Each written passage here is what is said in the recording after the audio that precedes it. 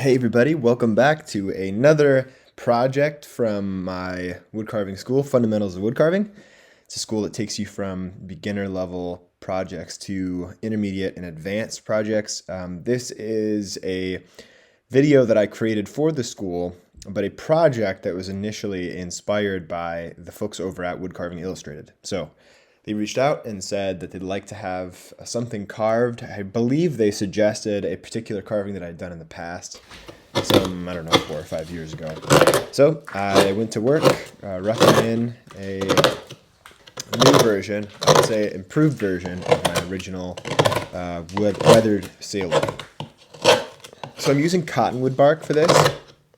It's a really decent sized piece. I'm actually running low on pieces this size, but it's a bark of a cottonwood tree. It's an incredible tree, really, because the bark that's produced is so thick and wide and incredibly carvable that it's sought after by woodcarvers all over. And it's very soft. It holds detail quite well, and so it's an excellent material to use for carving. And what I'm doing here is I've kind of roughed in the ball of the head, probably 4.5 or 4 inches in total length, and I'm dividing up the proportions with some vine charcoal. Now I'm kind of defining the brim of the cap. Biggest mistake I see people doing when they put caps or hats on faces, they usually put the brim or the bottom of the hat too high up on the head so that it looks as though almost he's wearing his hat or she's wearing her hat. Maybe it's like the top of her skull, when usually if you pull a knit cap, for instance, like this will be over your head, usually it's not going to be very far from your eyeballs and just above your eyebrows, depending on where you position it on your forehead. But a very common mistake is to put it too close to the top of the head. And so my boundary point for make now. it really close to the eyes, because I can always bring the height or the position of the hat upwards, but I can't add material if I ended up positioning it too high. So I've carved the rim or the edge of the hat, and I've put it right next to the brow ridge, which you can see I've already sort of defined, along with the bottom of the nose, and starting to taper the sides underneath the eyes back for the cheek area, or at least the soon-to-be cheek area. I'm also getting a little bit more depth on the eye sockets, and I'm using a number 4 gouge for that. I love to use the number 4 gouge for most rough out applications. It's just an excellent tool. Here I'm using a 6mm number 9 to define the basically two-fold thing. Here I'm defining the nasolabial fold and the boundary of the mustache to the cheek. Also using that same tool to define the mouth, and really just carving kind of a frown, if you will, to define the mustache. So I'm going in with my number 4 once again, which is probably the tool I use most often for roughing in.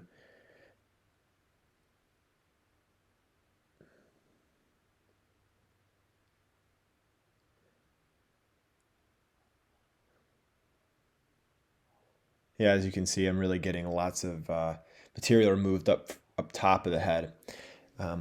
Again, this was commissioned by Woodcarving Illustrated, and it actually, I didn't hear from them for a couple of years.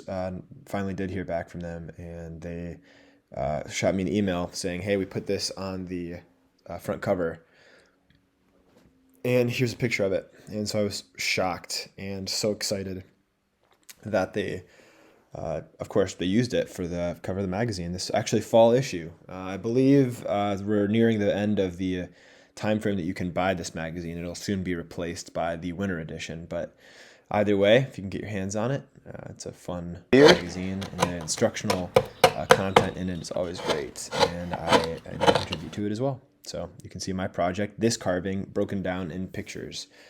So now, again, I'm using that small number 9. I kind of went around the eyes to create the ball of the eye, and I went on either side of the nose with the 4 to kind of narrow the nose, to give it a triangular shape, or maybe more like a pyramid shape if you're looking at it from the bug's eye view from down below the face.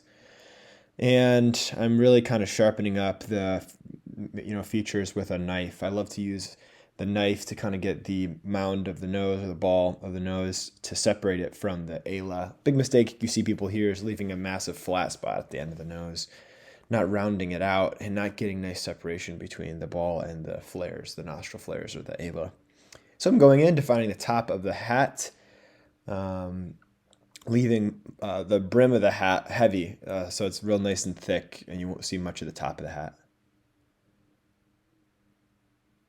Now I'm coming underneath the mustache with my 9 and then my subsequently going under it with the 4, and bringing that surface back. I want the mustache to stand atop the beard and separate the mustache, each kind of handlebar, if you will, coming in on either side of the nose. Again, using that veiner. Also here, the V tool is handy to separate the head from the hat. I don't want the hat and the head to blend too much. I want them to be separate, and so I'm using a V parting tool to part the hat and head.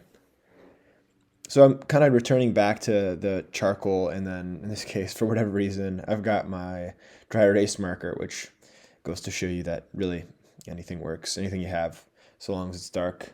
I find that pencils are usually not quite dark enough for darker woods, and so I use either a marker or vine charcoal or even a white wax crayon. Anyway, I digress. I'm using the V tool here to establish the top lid of the hood of the eyelid.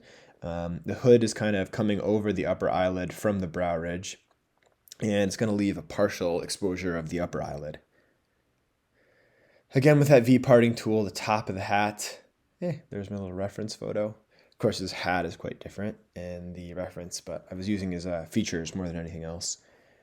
So I'm coming back to the profile here with my knife, reducing the brow ridge and shaping the bags of the eyes. And you can see I've kind of set the eyes up and in the head, so the top of the eyeball sticks out further than the bottom part of the eyeball, which is pretty much a rule of carving eyes in general. I'm bringing the bridge of the nose back so we get nice protrusion, nasal protrusion. It sticks out. And again, with the nasolabial fold, a really frown line or smile line, depending on how you're feeling, that kind of comes into the flares of the nostrils. You can see I cut it in with a V tool there. As I came under the eye with the V tool, under what's called the malar bag, which I'm always talking about, is that lowermost bag, something that I like to cut in pretty early. Then the sides, temples of the face, tightening them up a little bit, getting that hat nice and tight. And really, you can see that I've avoided carving much detail so far, because what I'm looking for is a mannequin shape. So all of the shape, none of the detail. And that's kind of the goal for these sorts of projects, is to get all the form in first and then later detail. So coming in with the V tool, further separating things out. Time to deal with the jacket.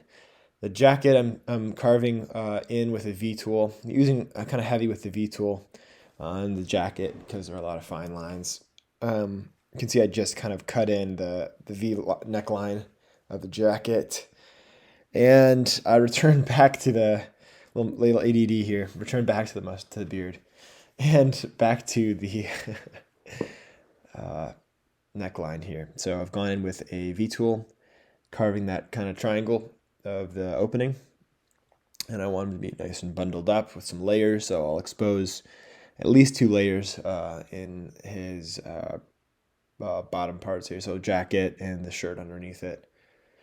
You can see I'm establishing the fold of the jacket, and I wanted to establish a zipper here as well, so you'll see in just a few moments how I attempt that, by cutting a groove on either side of a straight line and then texturing the end of that groove, or the narrow part of that groove, with a V tool. So you'll see it kind of gives the effect of a zipper, which is super, super duper fun.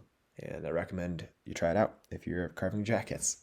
Again, going in with the veiner to to find the lower tier of the jacket, and that helps. A little zoom out here for you. Kind of going back and forth between roughing in with the V-tool, veiner, and then sharpening up the cuts that I've made with a knife, getting nice tight cuts, separating the neck from the jacket is important. And so that's why I'm using a knife for that. And coming in, really getting into the nitty gritty here. Details, details, details. Lots of details. The jacket is, maintained a pretty simple structure. You can see now I am cutting in the zipper. I talked about the little groove I carved on either side, and then just going in with my V-tool and cutting some perpendicular lines. Then I come back in with the veiner and kind of thin out those lines because, well, it's just that it's too thick, and that gives you that effect. You may have to recut some of those grooves in if you get some flaking or chipping. The bark has a tendency to flake and chip,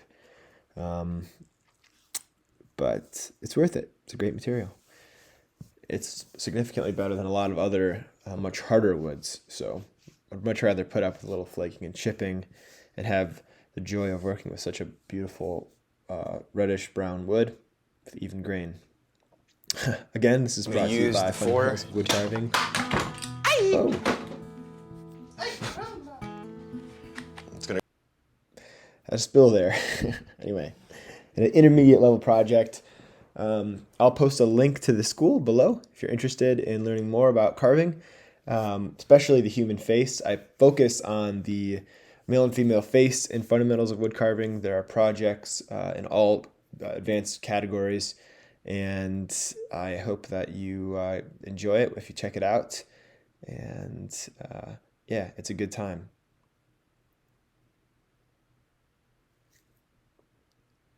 So I'm using the V-tool here to establish the upper eyelids, and I'm taking my good old time here.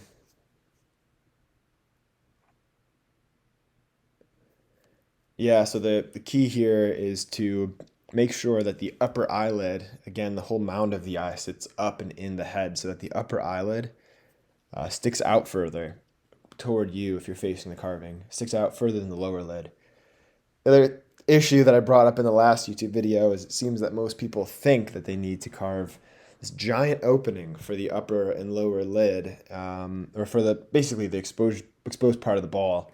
And the truth is, you're better off just opening up the eyes a little bit. You can always open them up later more if need be, but generally the opening of the eye is much smaller than the total mound of the eye. So going around establishing the ala, or at least narrowing, shaping the ala, or the flares, nostril flares.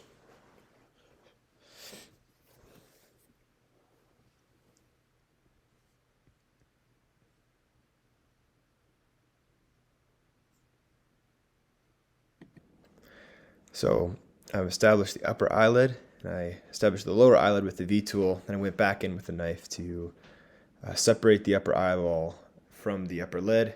I'm sorry, the upper eyeball. The eyeball from the upper lid and the lower lid from the eyeball as well. So I overhung the upper eyelid as well from the lower so that it sort of looks like the lower eyelid's tucked under it. And now we come to hair, which is, speaking of ADD, here's a little random view of where I collect bark, or near where I collect the bark for these videos. But I use the gouges in subsequently smaller and smaller sizes, usually in the veiner range. Well, man, I was working out then. I miss those days. Anyway, I was using the veiner to create these tufts, the major shapes, and then I'll go in with a smaller veiner, which I believe one of my students still has. I can't find that little veiner anywhere. I digress. I then go in with V-tool, and then I shape the